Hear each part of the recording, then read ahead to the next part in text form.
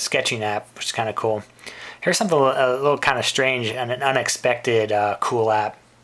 This is called Calc Draw. And what I like about this app is that it's actually as a calculator app. It doesn't seem like much, but actually the ability to draw off here on the side comes in really handy, because when you're doing, let's say you got a bunch of numbers you got to crunch. So here you can make notes, 50. You got to remember 50 for a calculation later. So you clear and you do another calculation. And there's another 50. Okay. And you got to do another calculation here, time.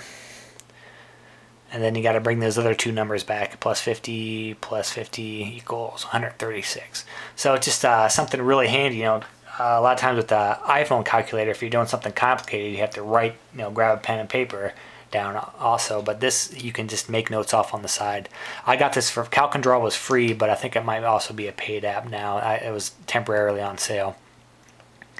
A lot of stuff like eBay, I'm not going to show you that, but it's kind of similar to Amazon.com, where it's, there's multiple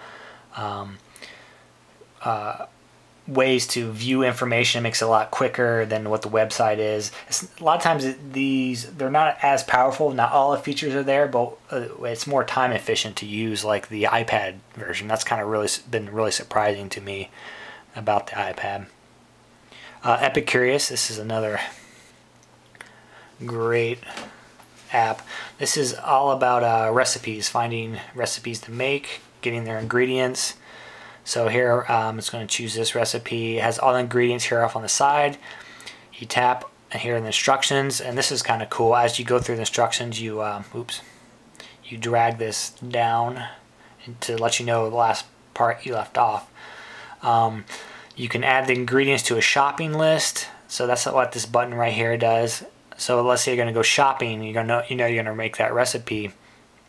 You hit that button and it throws all your ingredients into the shopping list. So while you're at the grocery store, you simply, as you buy them, you check them off, and that's it. So that's a really quick look at Epicurious. There's a lot more features and ways to find recipes in there.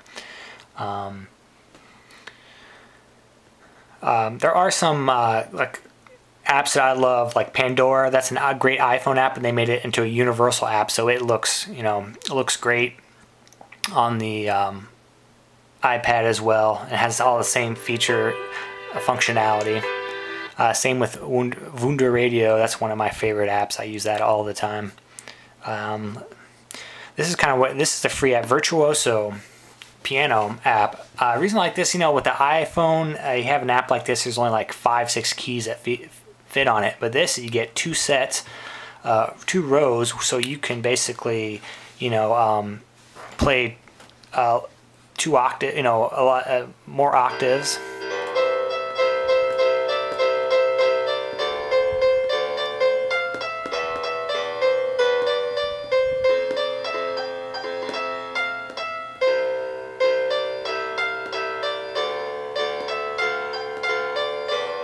So that's pretty cool.